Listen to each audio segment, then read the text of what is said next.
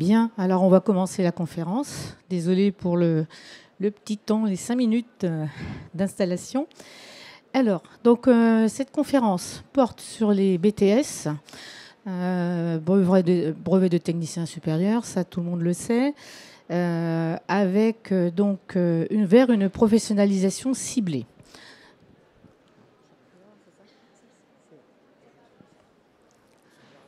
Alors, est-ce que vous pouvez vous mettre un petit peu là dans un premier temps? Voilà. Merci. Alors, quelques généralités. Le plan de la conférence. On va voir les généralités sur les BTS. Je vais faire assez vite pour laisser le plus large moment d'intervention aux différentes personnes qui vont vous présenter les BTS. Donc, il y a 4 lycées qui vont se présenter pour 4 types de BTS extrêmement différents. Des BTS tertiaires, donc qui concernent un ensemble de domaines professionnels avec des métiers bien ciblés, et des BTS industriels qui, là aussi, proposent différents métiers, et dans tous les cas, avec des perspectives d'emploi et d'évolution professionnelle extrêmement intéressantes. Alors, il faut savoir, comme vous pouvez le constater, qu'il y a 119 BTS différents. Alors, notre académie, Rennes, en propose un certain nombre. Alors, j'ai pas dénombré, mais peu importe. Mais il faut savoir qu'il y en a, ils sont répartis sur l'ensemble du territoire. Donc, il y a vraiment de quoi faire. Sur le salon, il y en a un bon nombre qui sont présentés. Et je ne peux que vous inviter, donc aux jeunes gens et aux parents qui sont là, d'aller faire vraiment un maximum de tours autour des différents stands, de rencontrer les personnes, de rencontrer aussi les étudiants, parce que nous avons aussi des étudiants qui pourront s'exprimer sur, il ne faudra pas hésiter donc sur ce qu'ils vivent au cours de leur formation. Donc, le diaporama, vous le voyez, donc formation en 2 ans. Quelques-uns sont en 3 ans quand il y a une mise à niveau, comme en hôtellerie-restauration, ou une spécialité donc en 3e année. C'est en lycée, mais ils ont le statut étudiant, donc avec assiduité obligatoire, et avec une professionnalisation quand même via donc les TP, les semaines de stage en entreprise selon la filière choisie. Donc là, vous voyez, entre 8 à 16 semaines. Bon, ça, les intervenants préciseront. Possibilité, dans certains cas, de faire un séjour à l'étranger. Les cours, 30 à 33 heures par semaine, avec un travail personnel quand même relativement important. Relativement important. Mais voilà, c'est vraiment relativement important pour des devoirs, des projets à rendre. Et puis, donc, avec des matières générales, voilà, avec bien évidemment, ça c'est important, pour éventuellement faciliter aussi la poursuite d'études. Ça aussi, les intervenants, vous pourrez les interroger à ce sujet.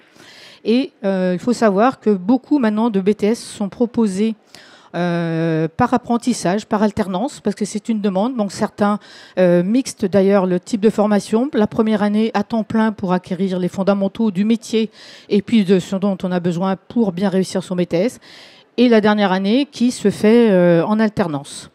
Ensuite, donc au niveau du diplôme, il est obtenu donc en partie donc en contrôle continu et aussi un examen terminal pour valider l'ensemble des compétences.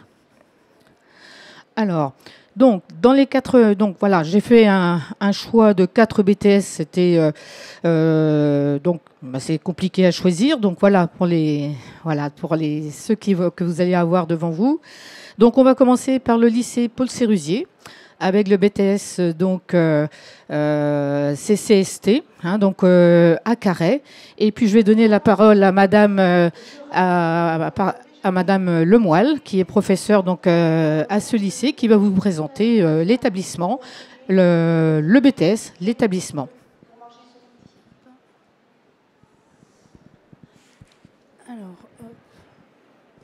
Donc bonjour à tout le monde. Alors je suis Madame Lemoyle du BTS CCST à Carhaix. Donc à travers ma présentation de ce matin, je vais vous présenter le BTS en 3 objectifs. Le premier notamment, c'est de se former au métier de conseil, mais dans le domaine technique, pour en fait commercialiser des solutions techniques. Alors, la notion de solution technique, je pourrais y revenir beaucoup plus longuement si vous me rendez visite sur le stand C03 dans la journée, puisque je serai avec des collègues et le proviseur adjoint. Pour être en capacité de vendre des solutions techniques, la première chose, c'est qu'il faut mobiliser des connaissances dans un secteur d'activité que vous aurez choisi. Si à un moment donné, vous êtes passionné de télécom, d'informatique, de plaisance, d'automobile, de machines industrielles, en fait, vous allez choisir le secteur d'activité dans lequel vous voulez évoluer plus tard. Et en fait, vous allez utiliser ces 2 années pour vous former en fait, à des compétences, mais aussi à tout ce qui va concerner ces dimensions techniques. Apprendre les normes, par exemple, c'est pas quelque chose qui se décrète et voilà. Donc en fait, du coup, vous choisissez un secteur d'activité qui vous plaît et vous avez une équipe qui va se charger de vous former dans ces dimensions techniques, commerciales, économiques, à travers l'enseignement. Vous pouvez vous former sur des procédés de fabrication et sur la mise en œuvre de cette solution chez le client, qui va de son installation, la formation des utilisateurs et la maintenance. Donc on voit bien que là, on est dans un écosystème technique.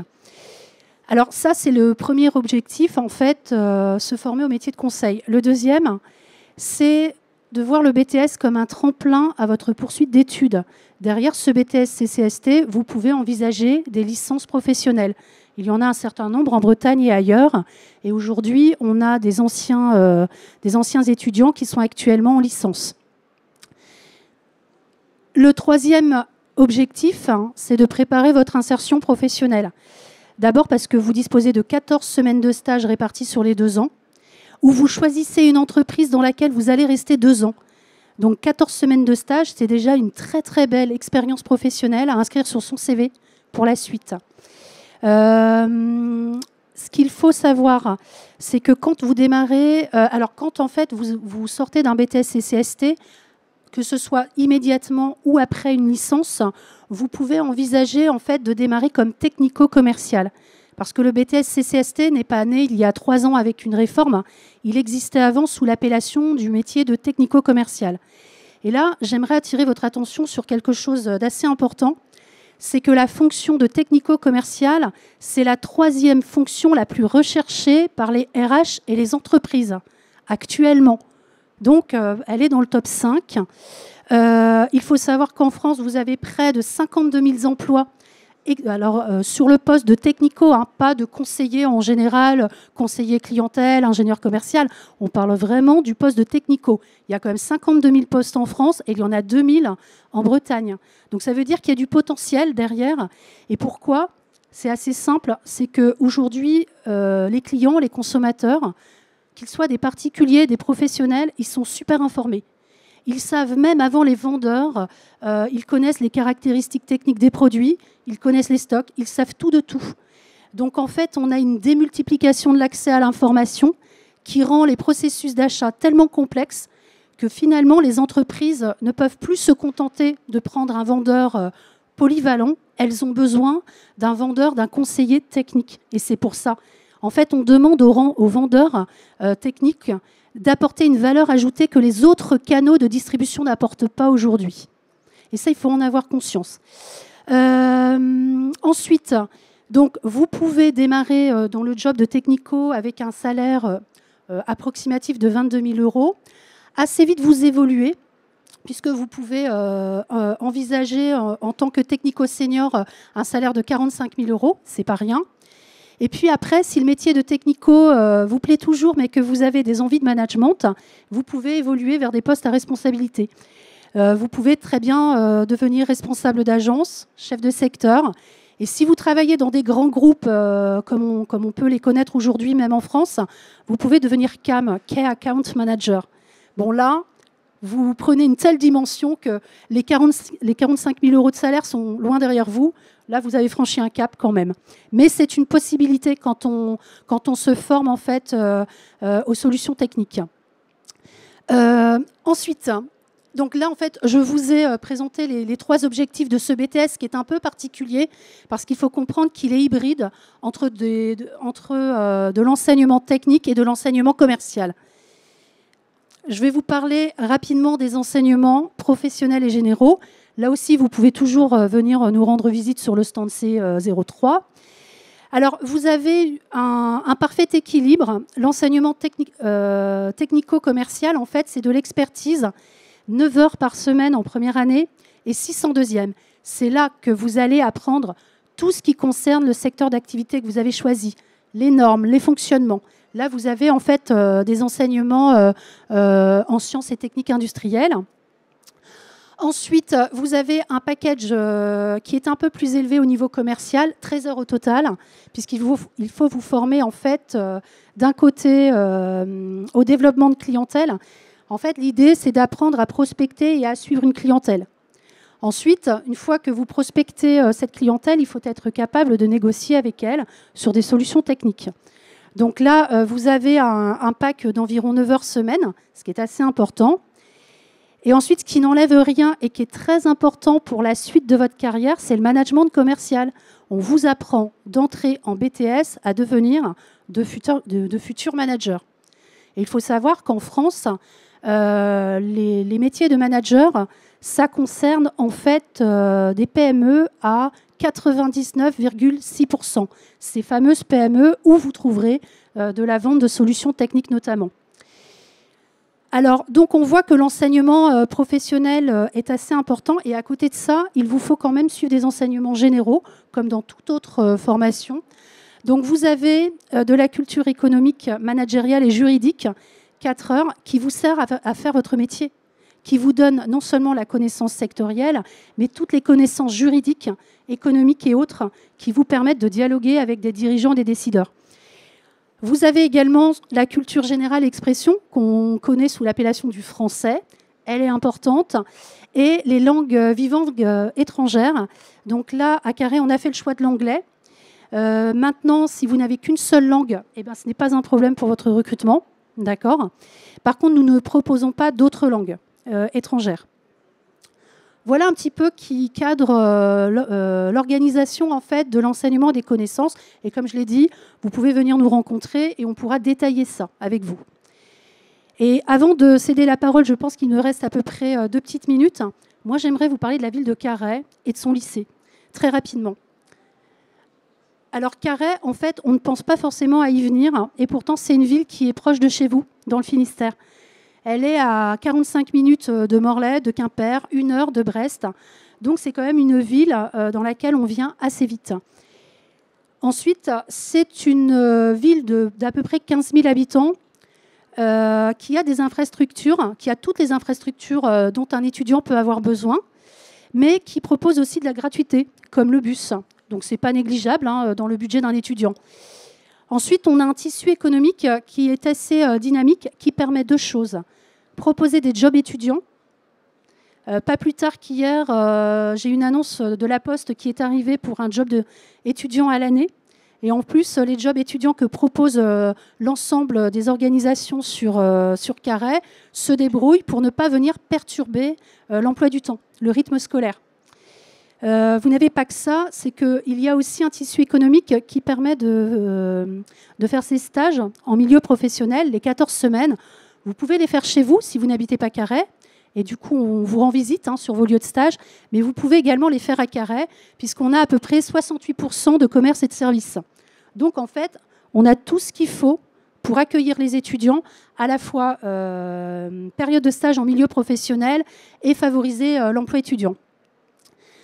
Dernier argument pour tenter de vous convaincre de Carhaix, c'est le prix des logements étudiants. Il oscille en moyenne entre 250 € et 350 €, toutes charges comprises, en fonction de la solution que vous choisissez. Ça peut être des appartements, certains choisissent des chambres chez l'habitant. On a un foyer des jeunes travailleurs, alors qui est très impliqué pour nos 2 BTS, et qui, certaines années, en fonction du nombre d'étudiants, réserve un étage complet au BTS. En fait, ils ont tous des appartements qui se situent au même étage, ce qui favorise en fait la communauté d'étudiants. Et ça, c'est pas inintéressant. Et enfin, je vais finir par une diapositive sur l'établissement de Carhaix. Nous avons 2 sections BTS, un BTS GPME et le BTS CCST. Nos effectifs sont plutôt à taille humaine, 24 places sur le BTS CCST et 28 sur le BTS GPME. Alors autant vous dire que quand on offre peu de places, ça veut dire que derrière, on offre aussi de l'accompagnement personnalisé, individualisé. Ensuite, à Carhaix, on a une particularité, c'est la mention régionale création d'entreprise.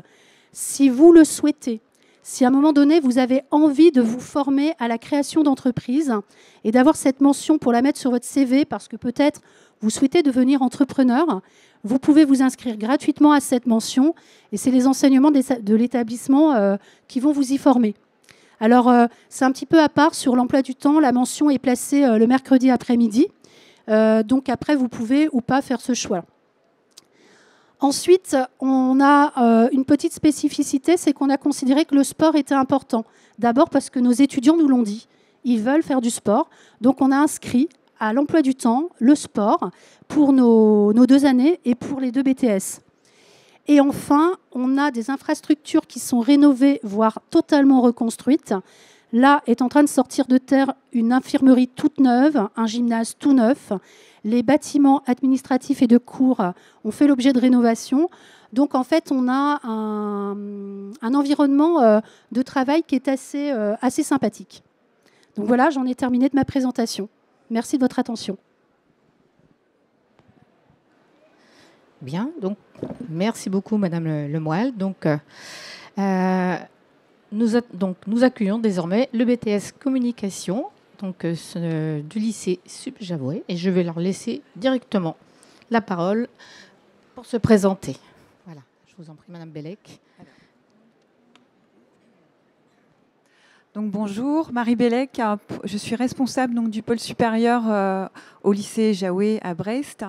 Donc, notre pôle sup comprend 7 formations, des BTS, un DCG donc, qui a le grade licence.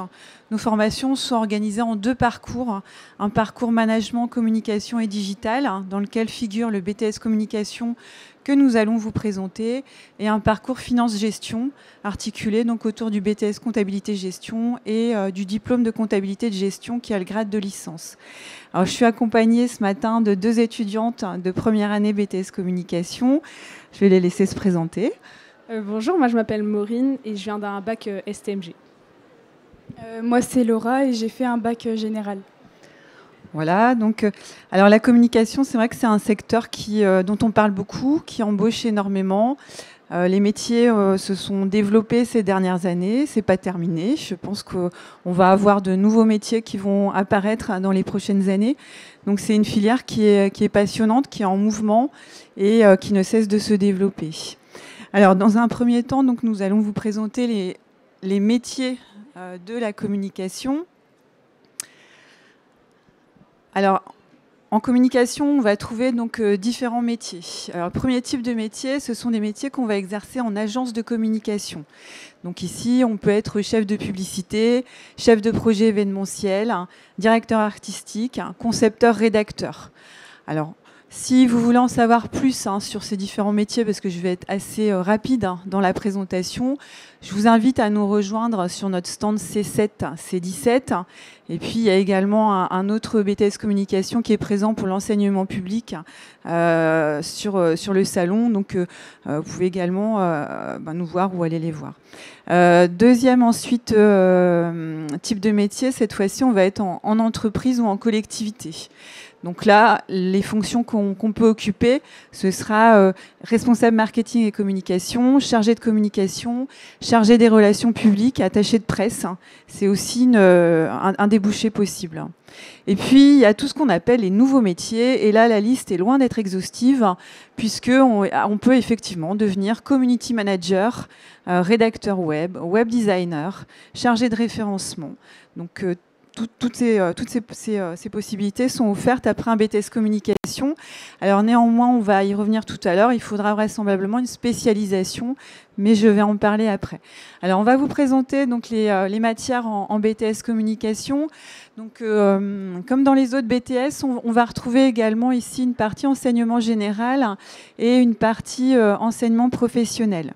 Alors, sur l'enseignement général, on retrouve également un tronc commun de droit, économie, management. On appelle ça la culture économique, juridique et managériale.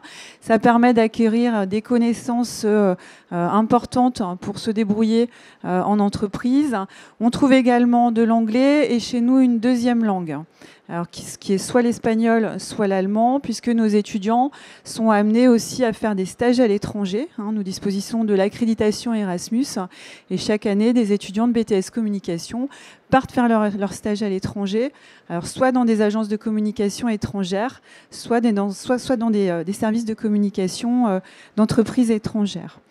Alors, sur les différentes matières, première matière qu'on va trouver, c'est les cultures de la communication. Alors, c'est culture au pluriel, parce que dans cette matière-là, en fait, les étudiants vont acquérir un vernis artistique culturel qui va leur permettre de nourrir leur créativité pour être en mesure de réaliser ensuite les projets. Dans la communication, on a besoin d'avoir cet apport-là de tout ce qui se passe dans la culture. Donc ça peut être des expositions, des films, des spectacles. Et c'est très important. Alors, je vais vous demander justement sur quoi vous travaillez en culture depuis le début de l'année. Pour l'instant, on a pu travailler sur les affiches. On a appris à les analyser. Pareil pour les spots audiovisuels. On a vu un peu les types de langage, comment s'adresser aux différentes cibles dans les publicités, les affiches et tout ça. Et puis on a aussi pu faire des différentes sorties. Donc on a visité des musées, on est allé voir des spectacles. Et tout ça, c'est vraiment ce qui va nous permettre d'enrichir notre culture pour après savoir analyser les publicités et aussi en créer derrière.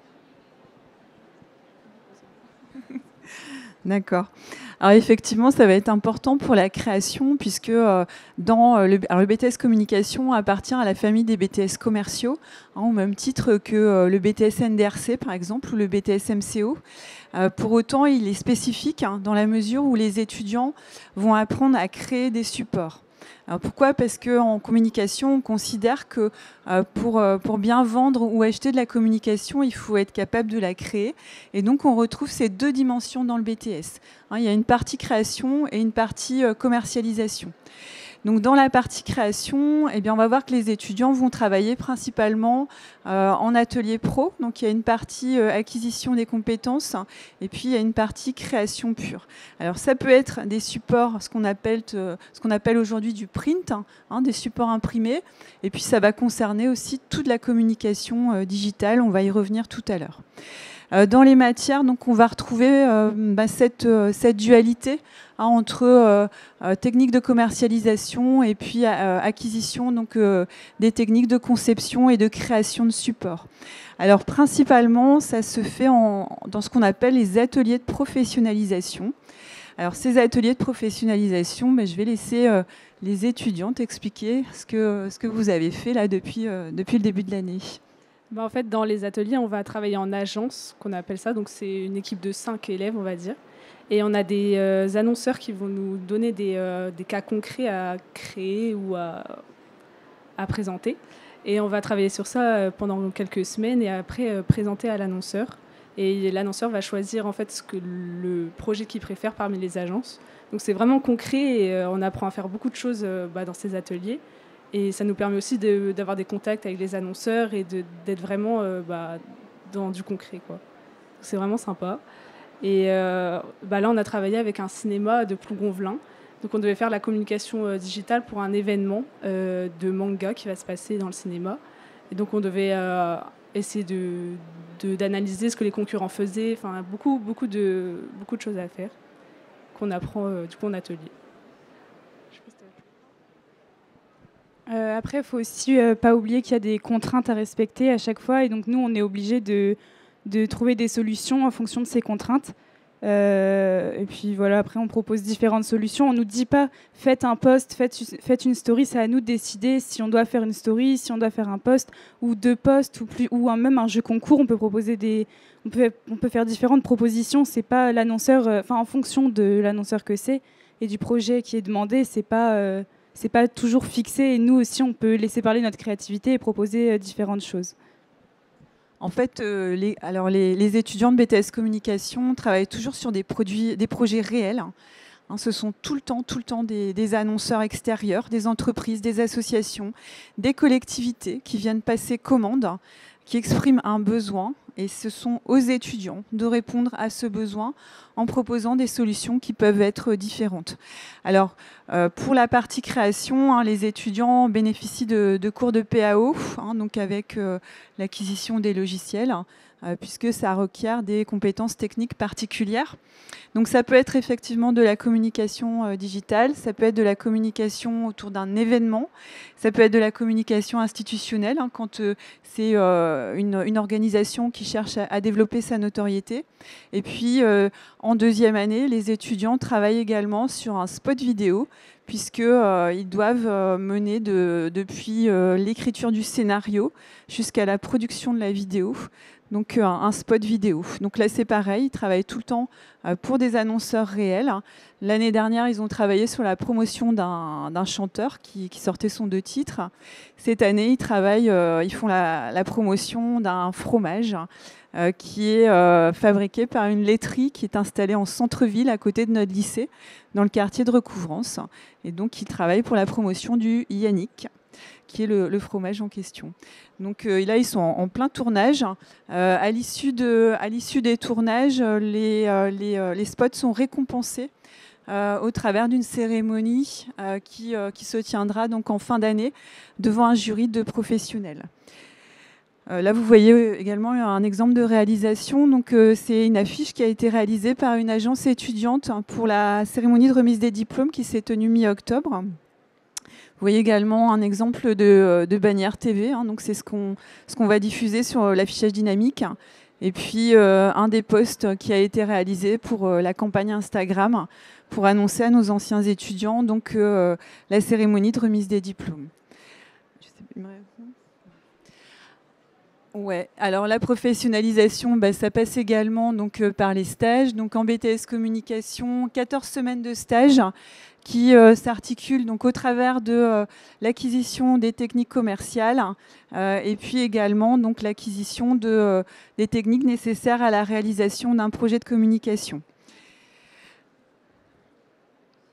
Alors, nous vous proposons donc de nous retrouver donc sur notre stand donc pour le Subjaoué, donc C7, C17, pour échanger avec des étudiants et des professeurs de la formation. Et puis, on organise également des journées subdécouvertes pour vous permettre d'aller plus loin dans la découverte de la formation, où on accueille les étudiants donc en atelier pour comprendre ce qu'ils feront l'année prochaine dans la formation. On peut ajouter quelque chose ou... Oui. Parce que peut-être vous pouvez préciser comment est-ce que vous avez trouvé votre orientation l'année dernière, parce que je crois que c'est important aussi comme information à donner. Oui, moi en fait, déjà j'ai préféré faire un BTS parce que je sais que c'est plus cadré que la fac ou voilà, parce que je préfère avoir des horaires fixes, un emploi du temps fixe qui change pas tout le temps, parce que c'est compliqué sinon de s'organiser. Et puis après, pour la communication, c'est un domaine qui m'a un peu toujours intéressée, surtout avec les réseaux sociaux, les posts et tout ça. Donc après, j'ai un peu cherché des métiers et des formations autour de ça. Et puis j'ai vu que la communication, ça m'intéressait. Donc voilà. Moi, c'est pareil. Je préfère avoir quelque chose de plutôt cadré. Et c'est vachement dans la continuité de STMG. Et toutes les matières que je préférais dans STMG, ça se retrouvait dans communication. Donc, c'est pour ça que c'était plutôt logique d'aller là. Voilà. Ouais, c'était une poursuite logique. Après, sur les poursuites d'études après le BTS Communication, après, elles sont extrêmement nombreuses, extrêmement variées. Donc, je vous invite aussi à venir échanger avec nous sur ce sujet-là. Il faut avoir conscience que c'est un premier niveau de spécialisation, comme pour la plupart des BTS, et que derrière, il y a énormément de passerelles possibles Les chemins aujourd'hui sont sinueux et c'est chouette parce que ça permet effectivement d'avoir des perspectives. On a des étudiants qui vont préférer se spécialiser sur la partie création.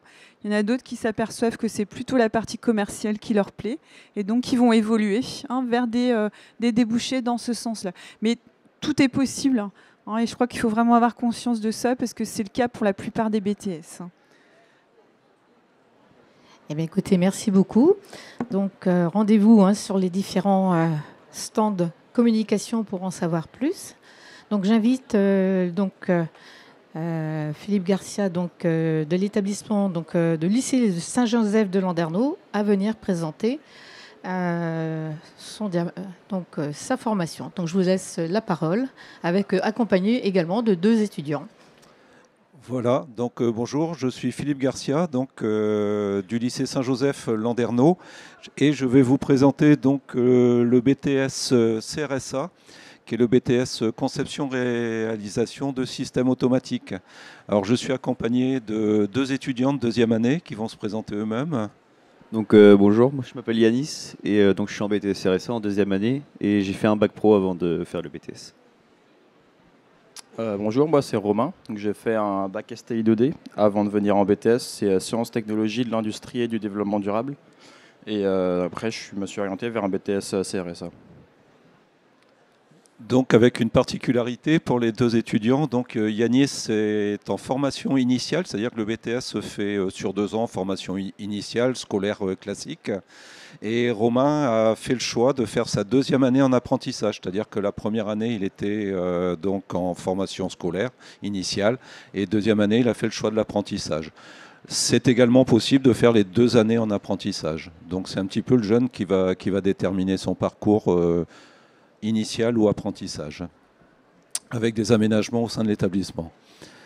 Donc, système automatique, où va-t-on les retrouver ? On parle de réindustrialiser la France. La France, elle est déjà industrialisée, mais on peut encore faire mieux.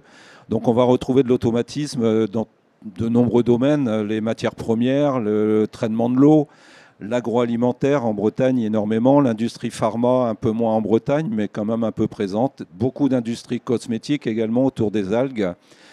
De manière générale, la fabrication de produits manufacturés ou d'automobiles, Rennes, la Jeannet, et la distribution aussi de produits qu'on a tendance à oublier avec les grands sites de distribution, que ce soit Leclerc, Amazon ou des grossistes répartiteurs OCP sur la Centre-Bretagne. Et un domaine aussi qu'on oublie au niveau de l'automatisme, c'est l'agriculture, où de nombreux mécanismes ont été automatisés pour soulager un petit peu le travail de l'éleveur ou de l'agriculteur. Donc, qu'est-ce qu'on va faire dans notre BTS ? On va construire des systèmes automatisés. Alors, on a une particularité dans ce BTS, c'est qu'en 2e année, on ne fait pas de stage en entreprise et l'évaluation ne se fait pas par rapport à un travail qu'on fait dans une entreprise. Pour une raison simple, c'est qu'en fait, on va avoir à réaliser. On est en micro-entreprise en fait en 2e année et on doit réaliser un système automatisé pour un client extérieur. Donc ça veut dire que c'est le client extérieur qui va payer, qui va déjà nous demander de réaliser un système pour lui. Ensuite, on va le concevoir, on va faire des revues de projet, on va lui soumettre des propositions. Et une fois que c'est validé, on va choisir tous les composants, établir les devis. Lui va passer les commandes, faire livrer chez nous, et nous, on passera après à la phase de construction et de mise au point pour lui livrer la machine en fin d'année. Donc ça veut dire qu'on est vraiment dans une structure de micro-entreprise au sein de l'établissement, avec les enseignants qui cadrent et les jeunes qui réalisent, et voilà. Alors pour faire ça, on a besoin de choisir des composants mécaniques, pneumatiques ou électriques, de dessiner le système en y intégrant tous les composants, de réaliser des schémas pneumatiques ou électriques, de décrire le fonctionnement en utilisant des méthodes d'analyse, et puis d'assembler et de réaliser le câblage de l'armoire. Il y a une grande part aussi qui consiste à programmer ce qu'on appelle des automates programmables. on peut banaliser l'automate programmable en disant que c'est un ordinateur industriel que l'on va programmer non pas avec des langages de programmation informatique tels qu'on peut les connaître, mais avec des langages de programmation qui sont graphiques et qui sont beaucoup plus intuitifs. De plus en plus, l'industrie intègre des robots. Les systèmes automatisés doivent aussi intégrer des robots. Donc aujourd'hui, on a la nécessité de former nos jeunes à l'utilisation de robots et à leur mise en service au sein donc du système automatisé. Et une fois qu'on a réalisé tout ça, eh bien, on doit le mettre en œuvre et puis faire la réception de la machine. Donc c'est un moment très fort, hein, cette réalisation de système pour les jeunes, parce qu'ils sont vraiment dans le concret. La relation prof-élève est différente et on arrive à faire de jolies choses et très variées. Donc ces choses très variées, on en a énormément à vous montrer. J'ai pris quelques exemples des dernières années qui couvrent un petit peu tout l'ensemble des possibilités. On a réalisé en 2010 un robot de lavage de cage à lapins pour un éleveur. C'est un exemplaire unique en France. Qui marche toujours depuis 2010. Et en fait, l'éleveur passait 16 heures à nettoyer des cages à lapins avec un nettoyeur haute pression. Pénibilité énorme, bruit, ambiance difficile. Aujourd'hui, il met le robot au début d'une rangée de clapiers. Le robot travaille en autonomie pendant 8 heures et il vient simplement lui changer de côté pour refaire le même travail pendant 8 heures. Donc une grande satisfaction pour l'éleveur. Ce qu'on a pu faire également, c'est intégrer pour nous un robot dans une unité pour montrer un petit peu comment le robot peut dialoguer avec l'automate. Donc on a 3 types de robots chez nous. Le mieux, c'est de venir les voir. Un dépileur de palettes, là on a travaillé pour une société, les cidres Lebrun Bigoud, qui avait acheté tout un ensemble de machines qui étaient déclassées société critères. Et ils avaient un empileur de palettes qui ne les intéressait pas, par contre qui datait de 1980 et qui souhaitait remettre aux normes et transformer en dépileur de palettes. Donc ça a donné lieu à une machine en 2018. L'année dernière, c'était une aseptiseuse qu'on a réalisée pour le groupe Triscalia. Donc nécessité, c'est des flacons qui doivent recevoir des produits alimentaires. Et donc il y avait la nécessité de les nettoyer avec des produits, de l'azote, etc. en cadence. Et donc, les jeunes ont réalisé cette machine qui a été livrée début juillet et puis qui a été mise en production au printemps. Cette année, on travaille pour la société BioBlood qui se trouve au niveau de Landerneau, sur la RN12, là, au niveau de l'échangeur de Saint-Éloi. Donc une société qui travaille, qui fait des pâtes à pizza ou pâtes feuilletées, et qui a la nécessité de travailler des cubes de gras. Et ces cubes de gras, il faut partir d'une grosse motte de façon à en faire des petits carrés. C'est fait au couteau aujourd'hui avec un opérateur. Pénibilité encore une fois du travail. Donc les jeunes ont fini la conception de la machine. Ça a été validé par le client et donc là on est dans l'établissement des devis et on va passer aux commandes avant les vacances de février pour une réalisation après les vacances. Donc quel métier après le BTS? Ce BTS, en fait, je vous ai expliqué qu'on travaillait à la fois dans le domaine de la mécanique et de l'automatisme. Et donc le jeune va pouvoir trouver après ce qui l'intéresse le plus. Aujourd'hui, je vais trouver des anciens élèves dans des bureaux d'études en conception mécanique ou bien dans des bureaux d'études en conception en automatisme.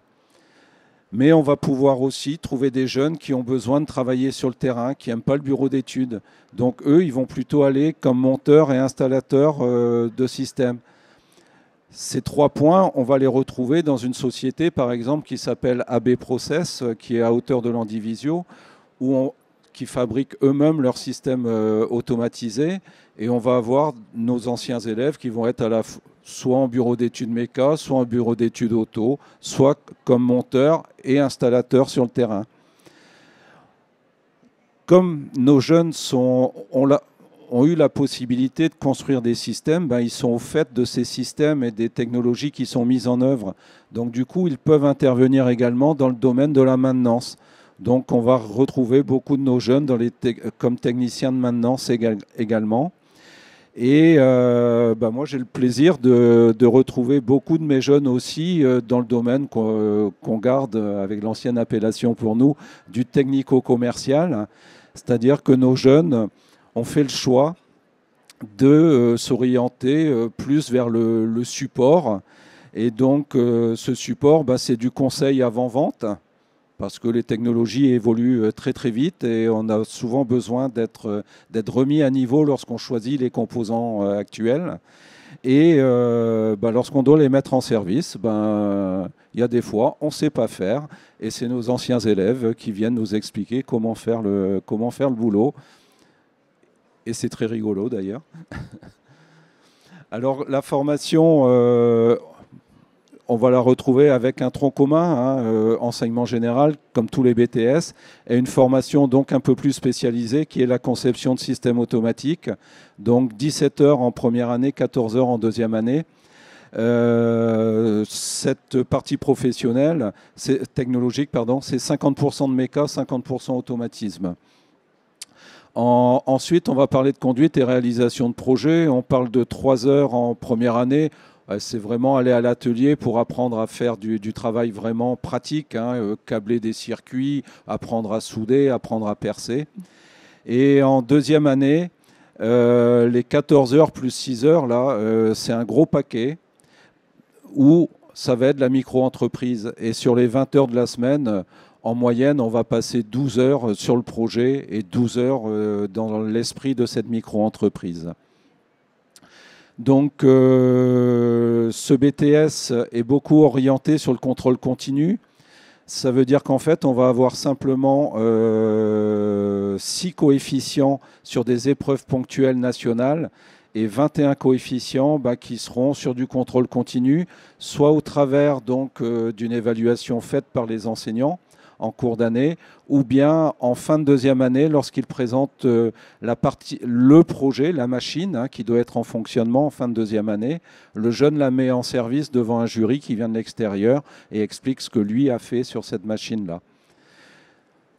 Donc le taux de réussite, c'est 77 à 100% suivant les promotions. On n'a qu'un seul stage, c'est 6 semaines en fin de première année. En termes d'insertion professionnelle, c'est 100%. C'est-à-dire qu'aujourd'hui, il y a énormément de travail dans l'industrie et dans le domaine de la maintenance ou du bureau d'études ou du technico-commercial, on en parlait tout à l'heure. Il y a énormément de travail. Les partenaires, venez les voir sur le stand, on pourra en parler plus, mais ils sont extrêmement nombreux et encore, ce n'est pas à jour parce qu'on pourrait rajouter les clients des dernières années. Hop, précédent, je suis allé un peu vite. Donc, le BTS RSA, qui peut y rentrer? Actuellement, les BTS, en fait, sont régis par des lois en termes de recrutement.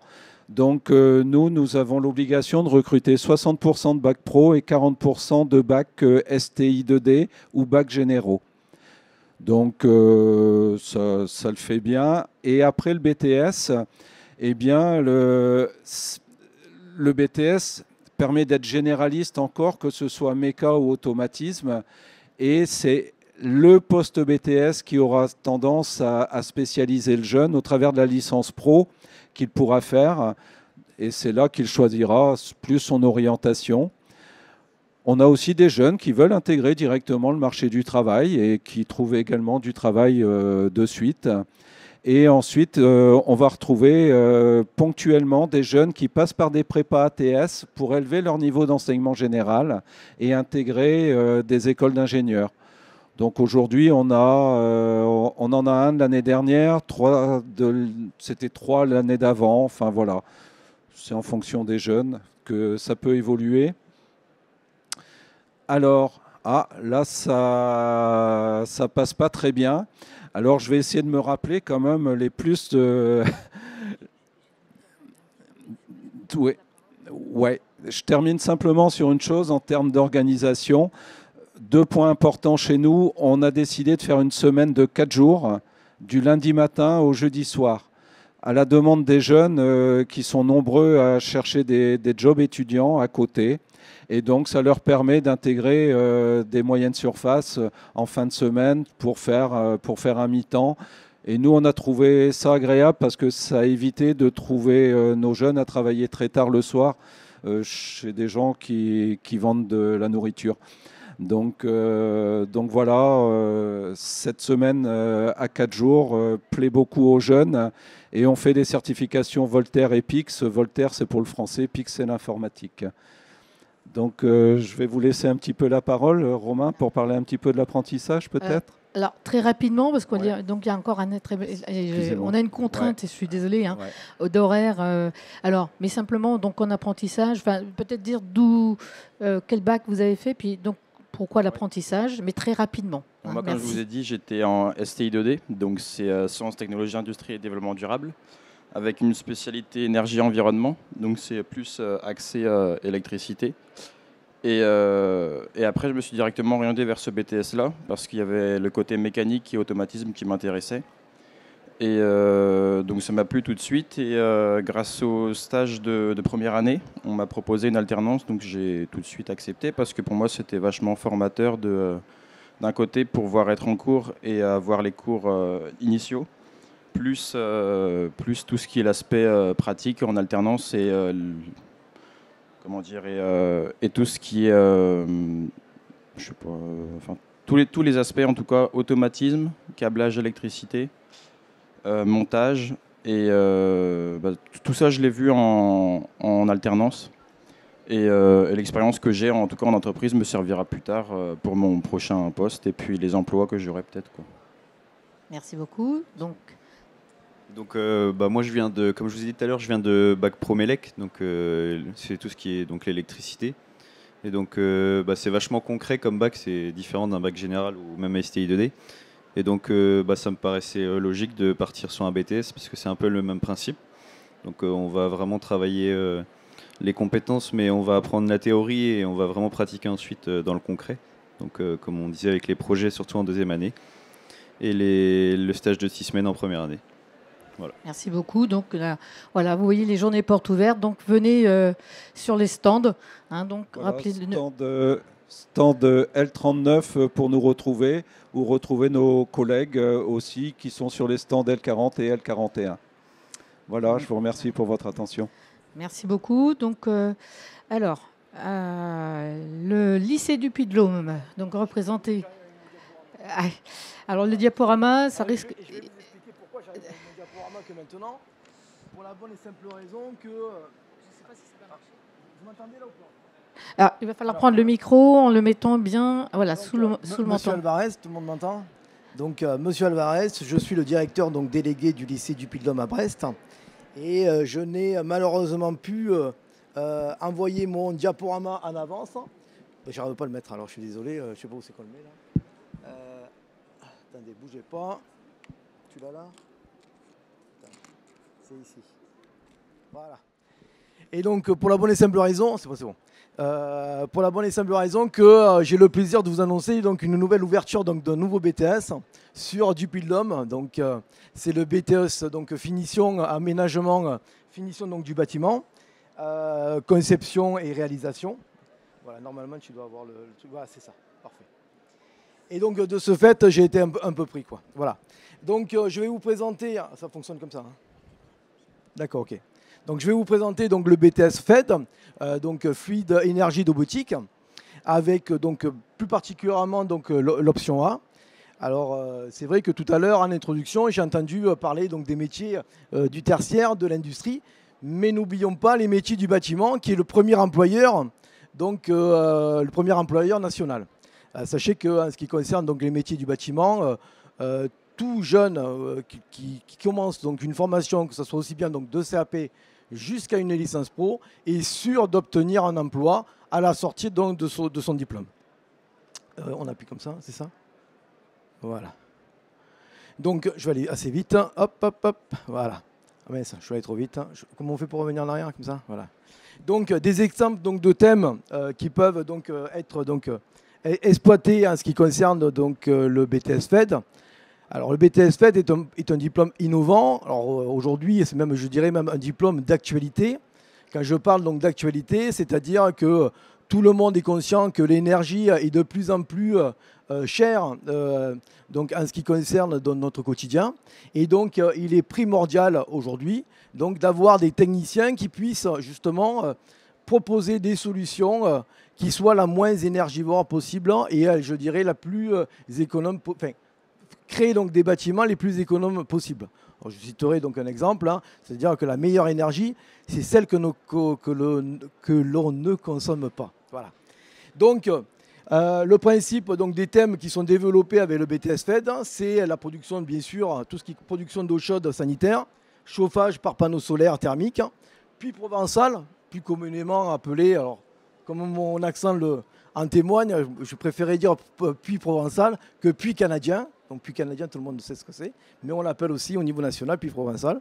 Bien sûr, donc tout ce qui est pompe à chaleur, RR ou RO, géothermie, chaudière bois. Alors quand on parle, donc quand on entend de chaudière bois, c'est tout ce qui est. Alors aujourd'hui, tout le monde connaît les poêles à peler, etc. Par rapport à toute la polémique qu'il y a eu là-dessus, mais aussi on a tout ce qui est bois bûche, plaquettes de bois, etc. Alors plaquettes de bois, c'est considéré, c'est un déchet, donc qu'on peut réutiliser, je dirais, dans le cadre de son alimentation de chauffage. Un grand point aussi qui tend donc à se développer de plus en plus, parce que vous savez que toutes les habitations, les nouvelles habitations aujourd'hui sont toutes étanches à l'air. Donc quand on dit qu'une habitation est étanche à l'air, il faut aussi prévoir son renouvellement d'air. Et donc on a besoin de gens donc, très qualifiés donc, dans tout ce qui concerne donc, les climatisations, mais également tout ce qui est ventilation. Voilà, le gros du secteur, c'est toute la partie ventilation.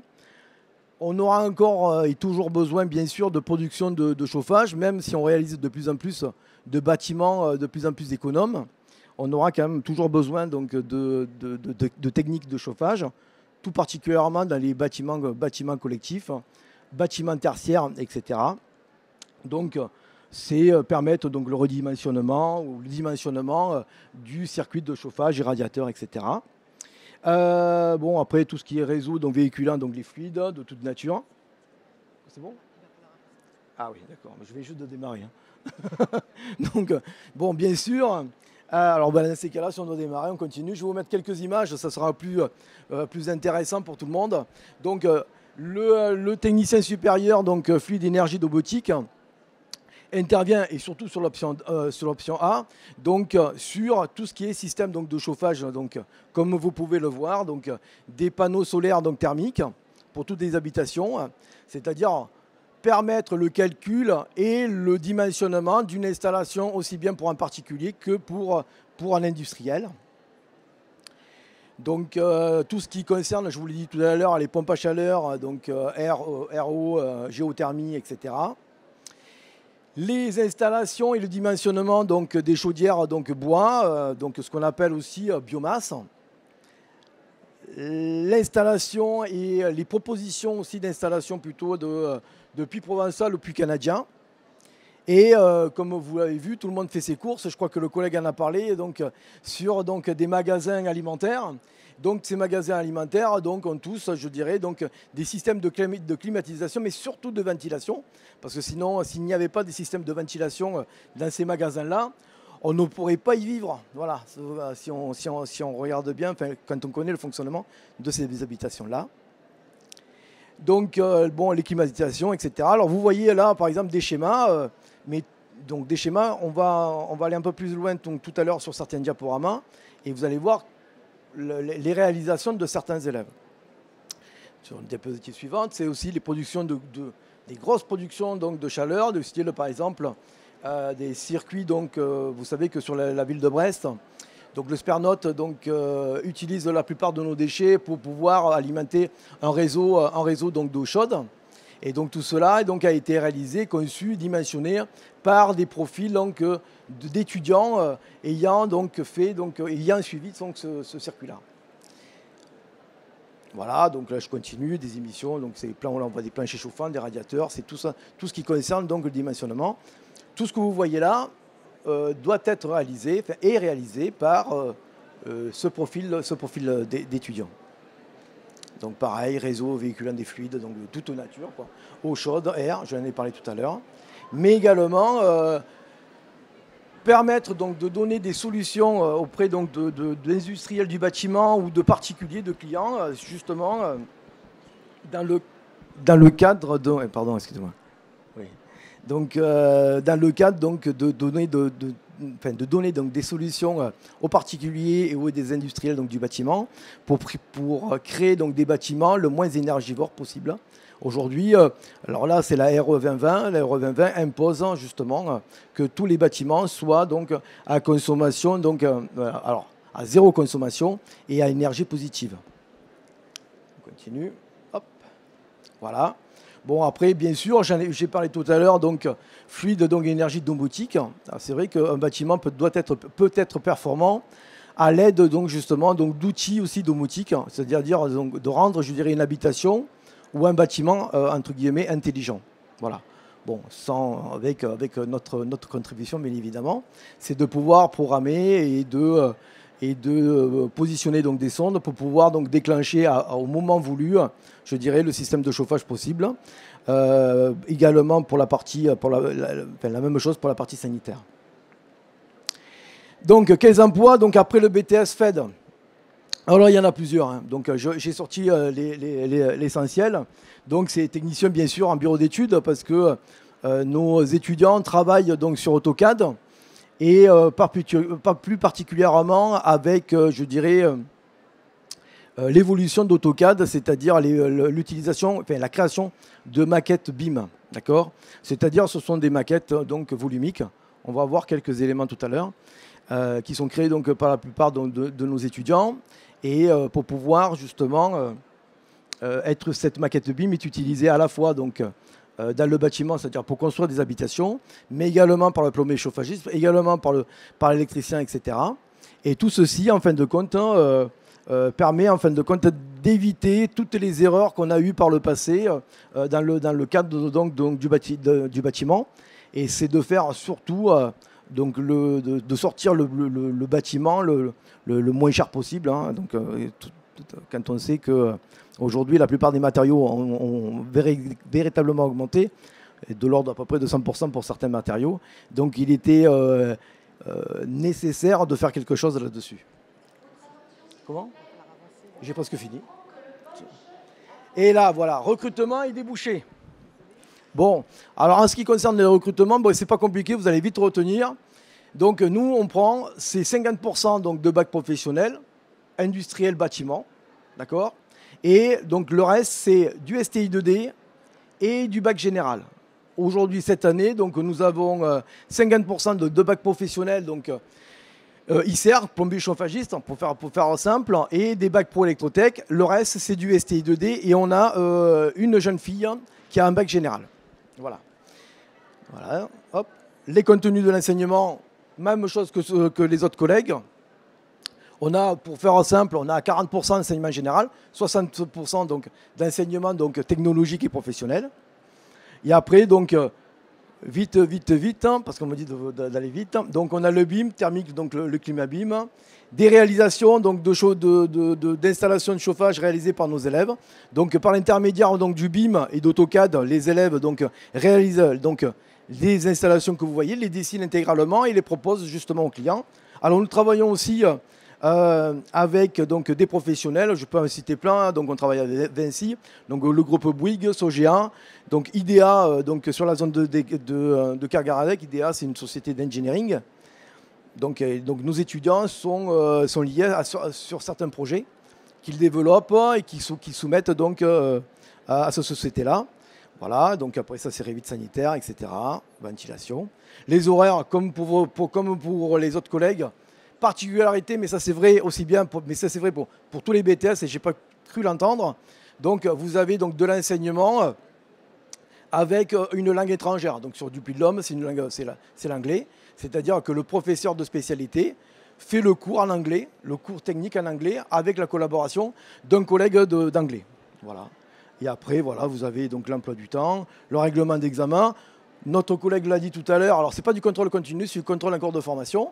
Le contrôle en cours de formation, c'est quand l'étudiant est prêt à être évalué, il est évalué et donc il a une note. Et c'est vrai qu'il n'y a que 3 matières ponctuelles au bout des 2 ans. Voilà. Après, bien évidemment, alors vous avez vu très rapidement tout à l'heure, donc au niveau des poursuites d'études, alors l'intégration, l'insertion professionnelle se fait de suite après le BTS.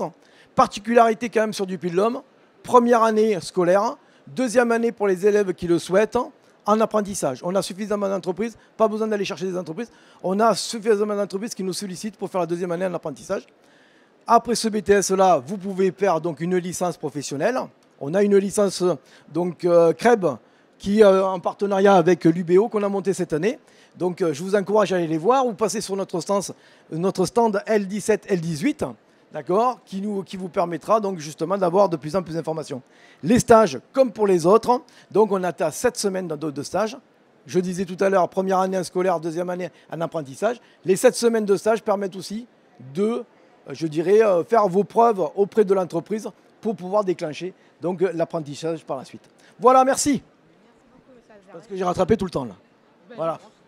Est-ce que vous avez des questions? Parce que là, je ne sais pas. Non, vous n'avez pas de questions? Si vous avez des questions, allez sur le stand. Voilà.